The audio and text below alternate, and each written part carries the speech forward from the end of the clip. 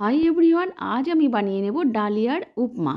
ডালিয়াটাকে dry roast করে তুলে ধুয়ে আমি জল ঝরিয়ে রাখলাম। রেখে কড়াইয়ে অল্প একটুখানি তেল দিয়ে বাদামটা ভেজে নিয়েছি। নিয়ে এক্সট্রা তেল আর অ্যাড করিনি, ওই তেলেই একটুখানি সর্ষে ফোড়ন দিয়েছি, সামান্য জিরে, আর দিয়েছি বিউলির ডালের একটুখানি ডাল ভিজিয়ে রেখেছিলাম ধুয়ে, সেটা দিয়ে দিলাম। আর দিয়েছি কারি পাতা, আর দিয়ে একটুখানি ভেজে নিয়ে তার মধ্যে আদা কুচি, লঙ্কা কুচি বেশ কিছুটা পরিমাণে, যাতে ঝাল ঝাল হয় জিনিসটা, দিয়ে একটুখানি ভেজে নিয়ে আমি মশলা মানে সবজি দেবো আর কি। সবজির মধ্যে ব্যবহার করেছি সিজনাল সবজি, পটলটা ব্যবহার করেছি, আর গাজর আর টমেটো। গাজর টমেটো তো এখন সব সিজনেই সব কিছু পাওয়া যায়, তো আমি এই কয়টা জিনিসই এখানে ব্যবহার করলাম।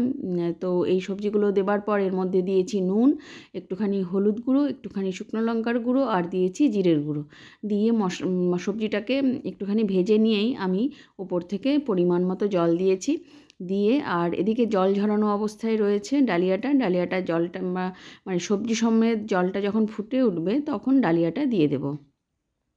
ডালিয়াটা দেবার পর এর মধ্যে আমি একটু নুন আর একটুখানি চিনি দিয়ে দিয়েছি। দিয়ে এটাকে প্রথমে হাই ফ্লেমে একদম টকবগিয়ে ফুটিয়ে এনে ধীর আঁচে এটাকে ফোটাবো, নয়তো জল শুকিয়ে যাবে, ডালিয়া বয়েল হবে না।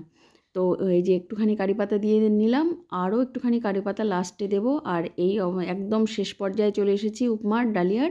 এর মধ্যে একটুখানি লেবুর রস ছড়িয়ে নিলাম, আর একটুখানি আবারও আমি কারি পাতা দেবো। দিয়ে এইভাবে আমি সাজিয়ে নিয়েছি বাদাম দিয়ে। অনেকে কাজু বাদাম কিশমিশ ব্যবহার করে, আমিও এর আগে করেছি, কিন্তু আমার এই মুহূর্তে এটাই ভালো লাগলো যে না, শুধুমাত্র এই বাদাম দিয়েই পরিবেশন করব।